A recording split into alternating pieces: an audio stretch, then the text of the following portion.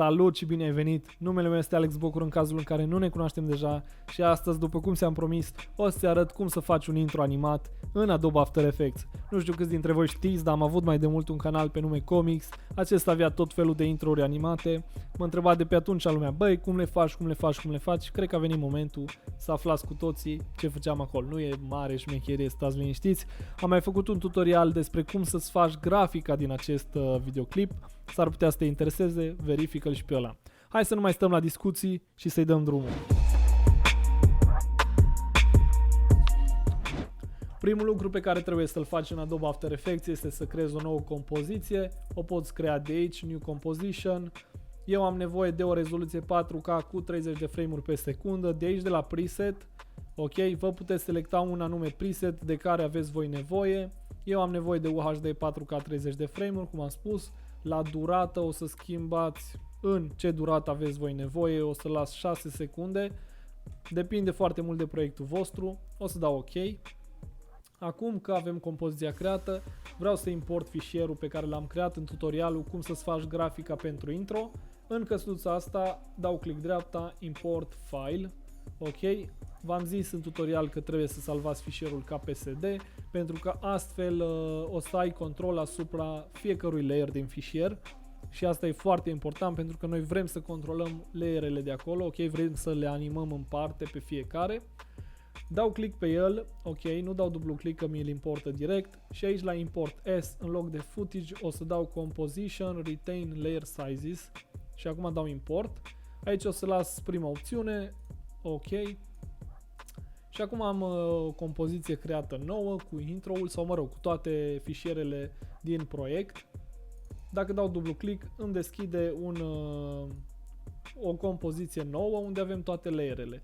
Acum nu vreau să vă panicați că poate aveți mai multe layere și credeți că o să vă pierdeți prin ele. Vă arăt acum o metodă cum să lucrați mai curat. Ok?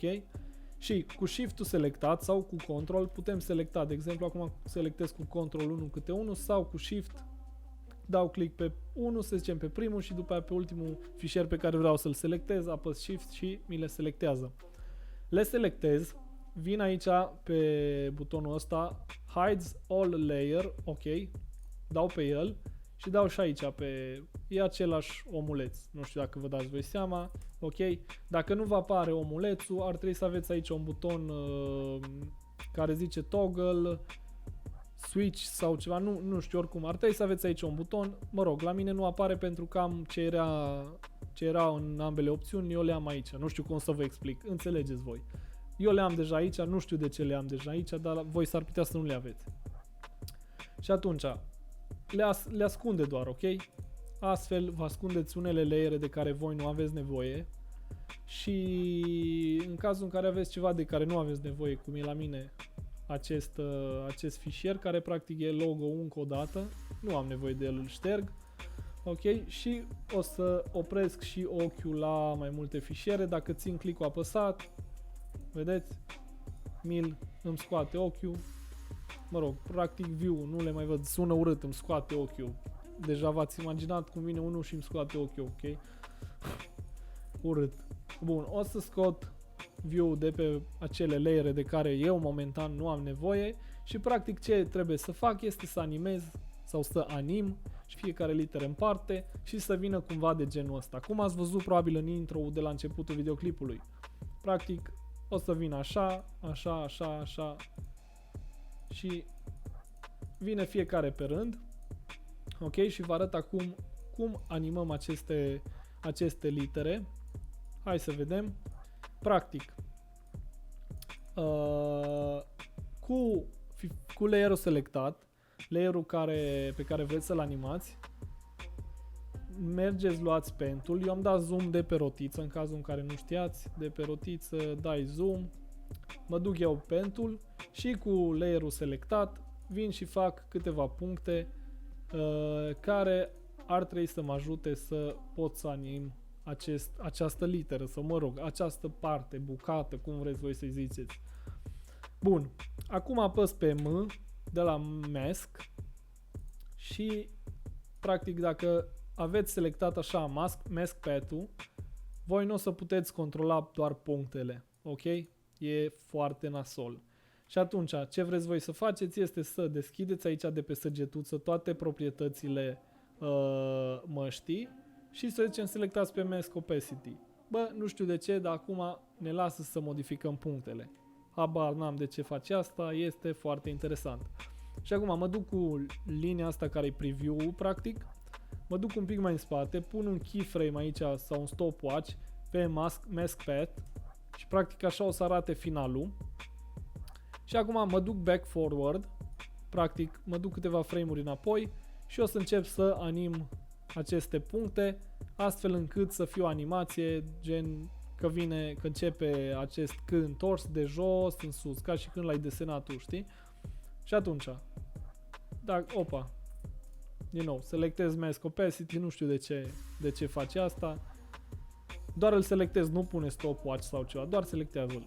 Și acum, vezi, mă lasă să mă joc cu punctele și o să pun așa, doar le modific în așa fel încât să fac back forward animația pe care eu vreau să o fac. Că vedeți, eu acum, dacă vin înainte, pac, mi se face, vedeți, cum vine. Practic de jos în sus, ceea ce și vreau. Trebuie să fiți atenți și la asta. Mai vin câteva keyframe-uri înapoi. Frumos. Ok. Cea de genul, mai vin încă două și închid animația, practic. Dar trebuie să aveți grijă. De asta avem mai multe puncte, ca să nu avem probleme cum erau acolo. Că gen aici se tăia cumva și rămânea încă liter acolo și era nasol rău. Și acum, vedeți, este foarte rapidă animația. Asta nu e o problemă, o facem mai înceată, mărind spațiul dintre aceste keyframe-uri. Ok. Ceva de genul. Și acum vedeți, aici practic e un pic stricată animația. Și o facem așa, că ați văzut că tăia acolo cumva nasol și nu vrem să taie nimeni.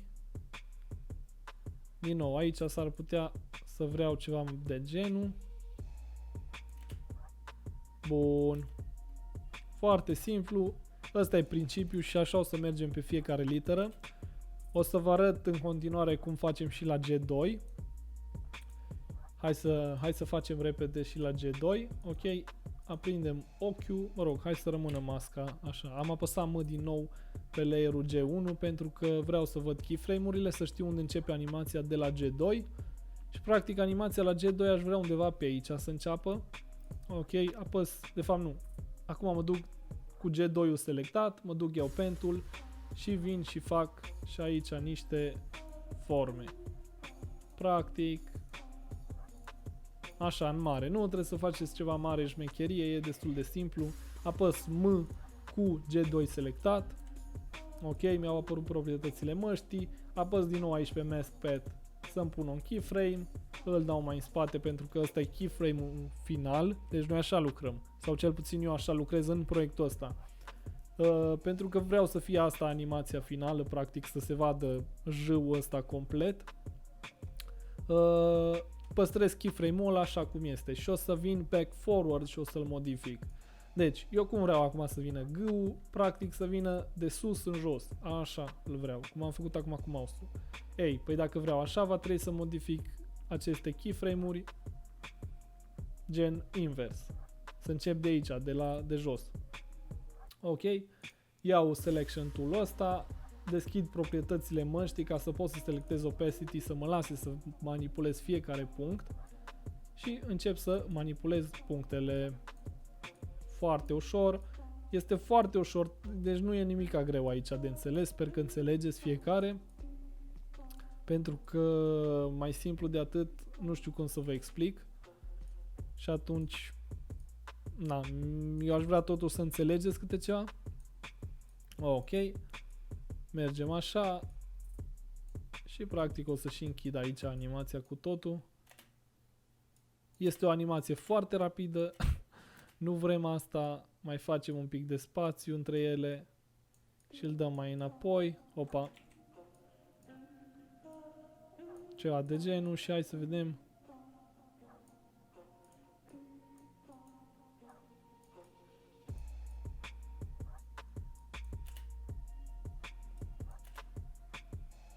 Ok, mi se pare că totuși intră prea repede. Acum trebuie să vă așteptați un pic să lucrați sau să, nu știu, să stați un pic pe timing ca să arate totuși ok. Hai doar să-l dau un pic mai în spate.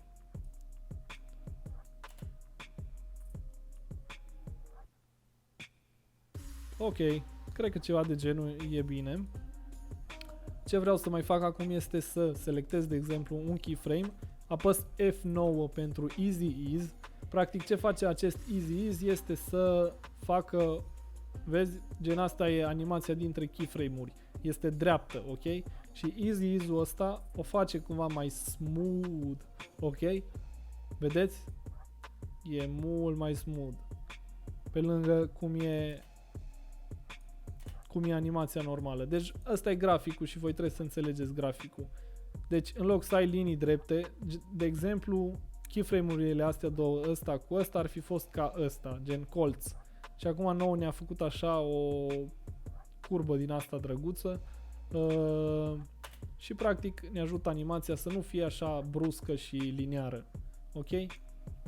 Vreau să pun acest easy ease și pe ultimul keyframe, la fel și pe primul de pe layerul următor și pe ultimul de pe layerul următor. Cu F9 puneți, selectați pur și simplu keyframe-urile și puneți acest easy ease. Acum ceva ce mai poate îmbunătăți animația este un motion blur. Cum facem un motion blur? Practic avem aici enable motion blur for all layers, bla bla bla, dăm ăsta și mai vrem să activăm acest motion blur și de aici de la layere. Practic, opa, nu așa, așa și pe toate îl punem. Deci pe toate layerele pe care puneți acest motion blur o să aveți acest efect. Vă arăt acum. Vedeți? Linia este un pic mai blurată decât dacă am opri, uitați, este dreaptă. Ok, hai să facem o comparație dintre astea. Gen, pe ăsta avem pe C-ul ăla întors și pe linia dreaptă nu avem. Ca să înțelegeți. Practic așa arată o animație cu motion blur, care o să vedeți că face o diferență mare. Și așa ar fi arătat, mă rog, cum arăta acolo linie dreaptă, era foarte choppy, nu ne place, nu ne trebuie. Și atunci avem ceva de genul, ceea ce mie mi se pare foarte interesant. Ok? Și nu o să stau acum să vă arăt toate literele, o să fac eu restul și revin la sfârșit cu continuarea animației. Sper că ați înțeles până acum procesul pe care voi trebuie să-l faceți. Ok, cam așa arată animația. Mie îmi place foarte mult ce a ieșit. Ok, acum ce vreau să facem este să facem acel efect ca și când vine decalat, prima dată vine cu o culoare mai închisă și după aia vine albul. Practic, dacă vrem să facem asta, selectăm primul layer, cu shift-ul apăsat îl selectăm și pe ultimul, ni le selectează pe toate, mergem aici, click dreapta, pre-compose, ok, și scriem genial. Acum ni s-a creat practic o compoziție în care avem toate aceste layere. Ok, vedeți? Foarte tare. Dar le avem aici într-o singură compoziție și acum putem duplica această compoziție adică cu Ctrl D. Am făcut practic o copie, o dăm un pic mai în față ca să facem o decalare de timp și aici o să scriem la Effect and Preset un gradient ramp, ok? Îl tragem pe layerul de jos, practic cel care vrem să fie cu culoare mai închisă. Și acum selectez un albastru mai închis. Ok. Și aici e gradient, nu e doar o culoare, de asta trebuie să selectez două culori. Dar poate vă interesează să puneți două culori și atunci o să fie cam așa. Înțelegeți? Și e foarte interesant. Ok, nice. Acum ce vreau eu să fac este să anim fundalul. Practic vreau să înceapă scrisul și pe aici să înceapă să vină și fundalul. Cum facem asta? Creăm o mască cu fundalul selectat la care, mă rog, la mine se numește Layer 0. Facem o mască. Ok, am făcut cu rectangle tool-ul. Acum o să modific un pic masca asta. O să trag de un punct, dar nu mă lasă, mă. Cum să mă lase, mă? Deschid proprietățile măștii, selectez opacity și acum din punctul ăsta trag să-l fac așa. La mask path vin aici, dau pe stopwatch pentru a crea un keyframe. Îl trag un pic mai în dreapta pentru că ăla va fi keyframe-ul final. Fuck! Ok, acum selectez din nou mask path ca să iau toată masca cu totul, gen.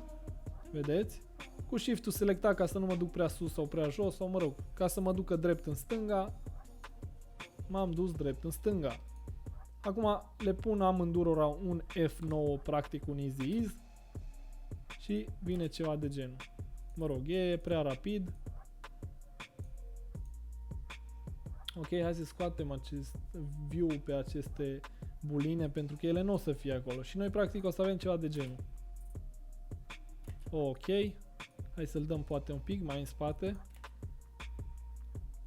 Și ați văzut și la mine la începutul videoclipului cum intră practic intro peste videoclip. Asta și vreau să facem. Deci sper că ați înțeles. Ok, și acum pe aici ar trebui să intre și bulinele să facă ceva. Ok, hai să le pun ochiul acum, că acum le permit. Și o să le dau drumul numai de pe aici pe undeva. Ok, practic acum le-am scos, le-am tăiat. Cum le-am tăiat așa, poate vă întrebați. Le-am selectat pe toate cu Shift. Am apăsat Alt, paranteză pătrată închisă stânga. Am apăsat ca să le tai. Dacă puteți face și spre dreapta, doar o să apăsați Alt, paranteză pătrată închisă dreapta. Și vedeți, vi le taie.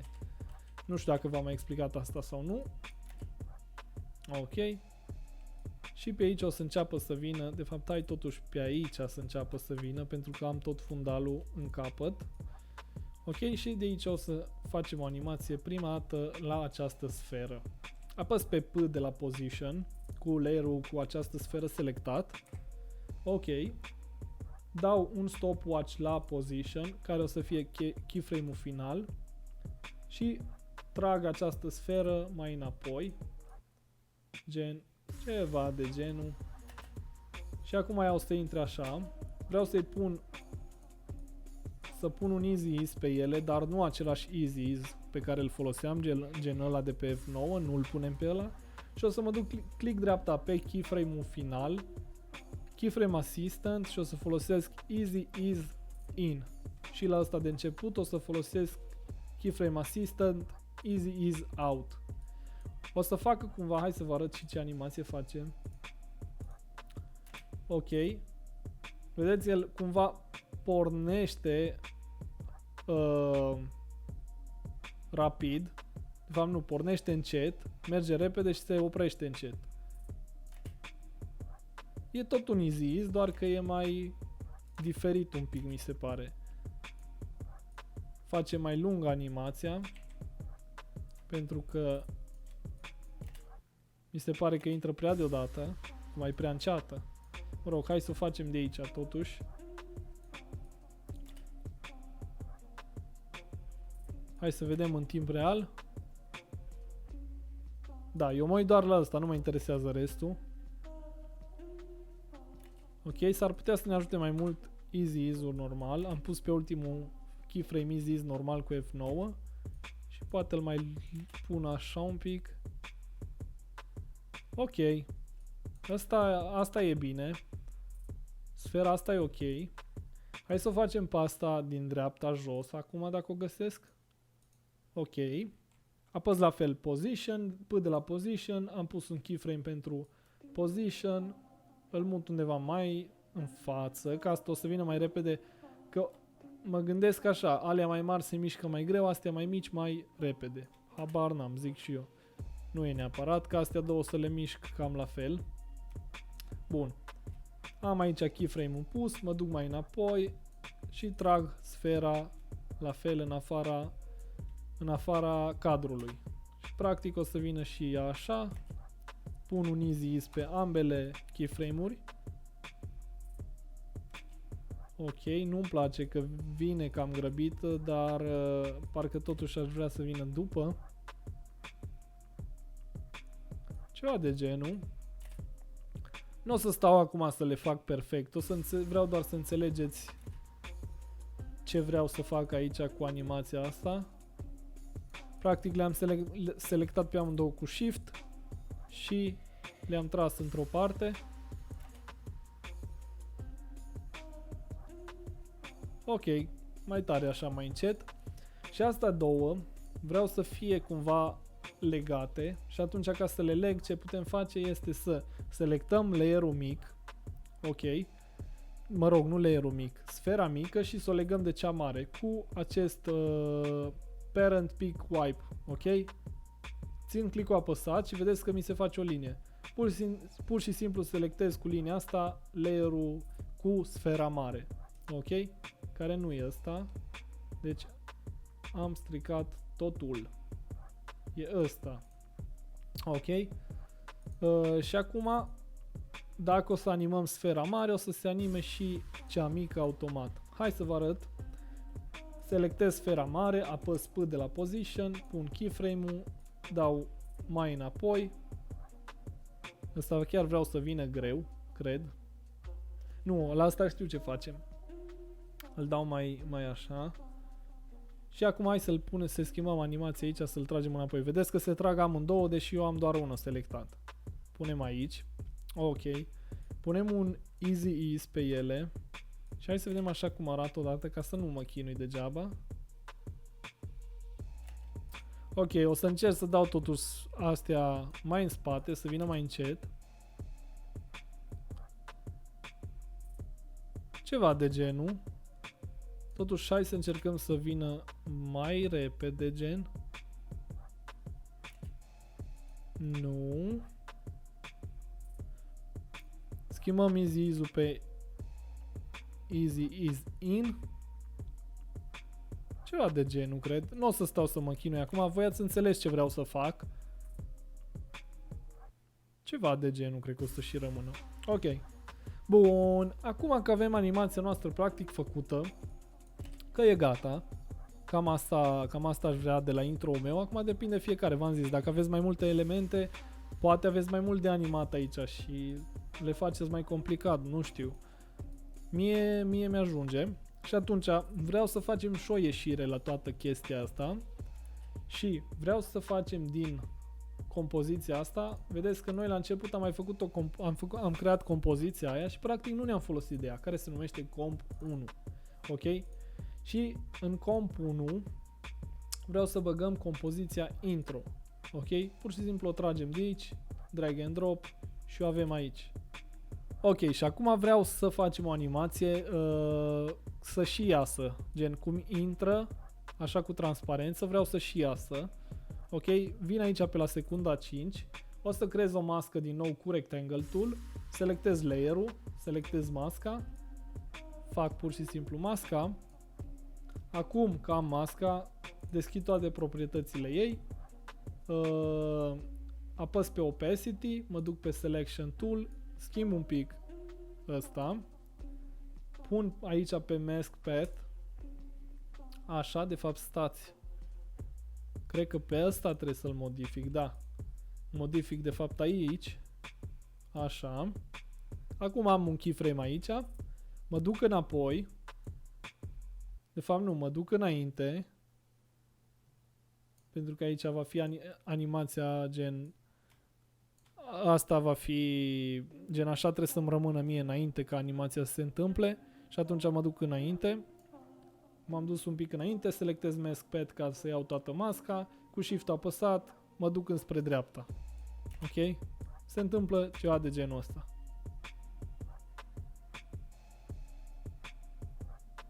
Ok, ați înțeles care e ideea.